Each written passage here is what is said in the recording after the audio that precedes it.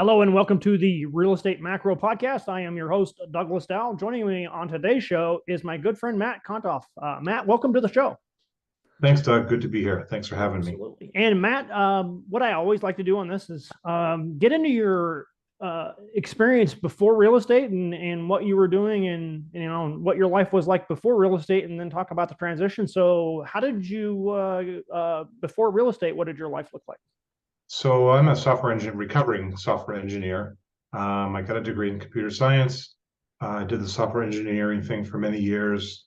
I worked for some startups that went public actually, and so they made a couple of bucks. So that was nice. And but been doing real estate on the side for a long time, just on the side. So initially, my dad and I purchased a four-family in Boulder, Colorado. He put up the cash, I managed it. It went really well, and we sold it several years later for profit. I wish I'd held on to Oh that. man, that's a market you just like wish you wish you just buy and never sell in a market like that, right? Yes. So I want to preface that by saying my dad was in real estate for Okay. many years. He actually built single family homes, Oh wow. Okay. 250 of them. He built a couple of apartment buildings, and he retired at age 42, 2 years behind schedule. So he was kind of eager to help me out and get started in that regard. But to his credit, he didn't really nudge me and push me to do the real estate thing. I actually enjoy the software. I was actually pretty good at it. I got a patent at some point along the Oh road. wow, that's awesome. Yeah, it was pretty cool. It's not something I was trying for, but Yeah, you're like, wait a minute, why don't I yeah, go ahead and grab this while I'm at it? yeah, yeah. Um, so about 3 years ago, I was on a project for a company which they canceled the project and laid a bunch of folks off. At that point, I had already started researching multifamily investments as a passive investor to learn a lot more about it, and started investing then. And since then, I've gone full time as um, a general partner and a passive investor, investing in ground up development, existing value add multifamilies, uh, an RV park, and most recently a ground up development project in Bali, Indonesia. So some very diverse experience. And Matt, before we get into what you're working on these days, I'd really Yeah, love to get your unpack the transition for folks at home who are like, or even folks in the tech industry. I guess the tech industry is going through some disruption right now, and they might yeah. be looking for another alternative. What did you do any like coaching programs or anything like that to help make the transition, or because that's an interesting debate. I'm a little more joint venture with someone and learn the business, but I also see a lot of value in coaching. So I'd love to get your take on that. Yeah, so I did a couple things. Early on along the way, I purchased a bunch of books on real estate investing. And I look back at those books, they have it's essentially the same. A lot of it hasn't changed. There's some special rules about deductions and acceleration stuff, but it's essentially the same. So I did some of that. I bought a duplex and lived in that for a while. Bought another duplex. I have some Airbnb properties. But then about 3 years ago, when COVID hit, I did the Rod Cleve course. Nice. Yeah, it's a great deal. It's a virtual course over the weekend. You get a fire hose of information and motivation, and it helps you hone in on what you want to do, and gives you the foundation for Yeah, I completely agree. I did Rod's program also. I thought it was for the value, especially definitely worth it, and wasn't a ton of upsell. Which a different program I tried, I was really annoyed by the amount of upsell I got, and I'm not going to name any names. You can DM me if you want the scoop on that one, guys. I'll Okay. try to be good. But Matt, it sounded like you had some fun, and especially with having your dad help mentor you into the business, and then learning through Rod's program and whatnot. It sounded like you got a chance to scale up a little bit with some bigger multifamily deals. I did. So there's a multifamily meetup here in the Boston area that I started going to, and that was run by one of the guys who's really big in the industry right now. He's got tons and tons of doors. He's just really successful.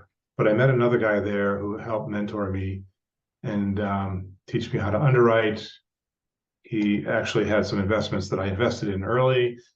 And one of them, the first one I invested in with him, went full cycle last summer. Nice. After 3 years, it made 2.7 times my investment. So I'm like, yeah, Yeah, this is fun. this is a good time. Yeah. Yeah, it is. Yeah. Yeah. And so before I invested with him, though, I did a ton of due diligence Mhm. on the area, and I, was able to figure out if it was a good deal or not. So that's key. And Matt, did you keep going in the other with other multifamily deals in Oh addition yeah, to that one? yeah. So I ran into what my approach was to. I felt like I had to play catch up a little bit. Mhm. Um, so my approach was to connect with as many um, competent syndicators as possible, to diversify a little bit, to spread out my money and invest with those folks. And so since then, I've passively invested in Georgia, in Arizona, Texas, Indiana, and Columbus, Ohio, to name a few, and all with different operators. That's great. Yeah, and I'm learning. I go to the quarterly meetings. I'm actually part of a GP team, so I go to the asset management meetings, and I'm learning a lot about what happens behind the scenes. It's kind of interesting. And that's So yeah. interesting too for some folks that are out there. It seems like there really are at least three main hats with regard to commercial real estate. There's the deal, the dollars, and the operator, and occasionally a construction component, depending on what you're doing. And it seems like Matt, so far you're really leaning toward the LPGP relations type side. Am I getting that right? Um, you mean as a As more or less the capital, investor relations is the word I was looking for. Yeah. not really. I mean, Mm. my background's in engineering. Mm. I'm really good at underwriting and analyzing deals. I've done my own property management, so being an asset manager is second nature to me. When I first joined the team in Columbus, we had the first couple of meetings, we had some issues with some gates and whatever. And this is things that I've actually seen before in my Yeah. past. I'm like, oh my God, that's like I know how this works. That's great. So yeah. Yeah. So yeah, I did the property management. I also did a management for a commercial property, if you will, and volunteered. Well, I volunteered with my local synagogue to do that. So Oh, I learned a nice. ton of stuff with that as well. Yeah. And it seems like that experience from even the smaller single family properties and the smaller deals you were involved with really translated into and really did apply to the scaling of the real estate. It did. I think one of the cooler things is that if you're doing a renovation in a single family or duplex, it's each unit is slightly different. And a complex, it's cookie cutter. They're all the same. There's no surprises. There's slight variations here and there, but by and large, you can actually anticipate what the costs are going to be and plan accordingly and be And more consistent. so, in other words, Matt, you wouldn't be too scared off by heavy value add type opportunities when they come down the line. No, I'm thinking maybe I should be, but not really. No. Yeah. And Matt, in terms of the bridge debt phenomenon that we're seeing that's creating some problems, have you seen in your daily deals so far? Not necessarily deals you're in, but just generally, are you seeing any distress deals hitting the market that are on your radar screen that you're like, hey, we might do something with that? Um, Not specifically, but I am a limited partner on a deal that may be in that boat. Hmm. They had a cap fee, and it started out small and it's just mushroomed. Yeah, it's just, and again, for new, some, who had we're going to have a 4 point interest rate hike on their bingo card in 2019. I know I sure didn't, and I'm sure can't. I don't know many who have. So Yeah. that was really created some. Otherwise, it seems like the demographics and everything else about the deals are still pretty good. It's just the financing is creating so many headaches right now. Yeah. I think eventually things will settle out, and if you hold on long enough, you'll be okay. Yeah. If you can get But through the rest of this year or into next year, it sounds like it's going to drop substantially from what I've seen. But again, my crystal ball is also broken. So, but if what? yeah, it's not working so good. It hasn't turned out great. Now my magic 8 ball still works pretty good, Matt. I don't know if you remember those. I do, of course, yeah. Outlook not so good, but at least I know that I'm in Try it. again Yeah, later. try again later. I get a lot of that. Yeah, Thanks a yeah. lot, 8 ball. um, so Matt, let's talk about what you're working on today. It sounds like you have a real interesting international hospitality opportunity that you're working on. Yes, it's a ground up development. It's a hotel, and right now built we've built a spec house. It's a model villa. It's gorgeous. I could show you pictures, but I'm not going to. So you have to imagine a glass and steel structure with lots and lots of windows and decking and a view of the jungle, whatever, in front of you, and a pool in front of you, and with all the amenities inside.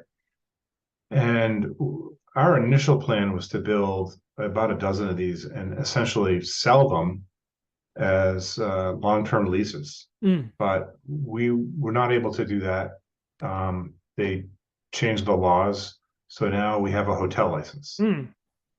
And with a hotel license, we're limited to the number of permanent steel structures we can build.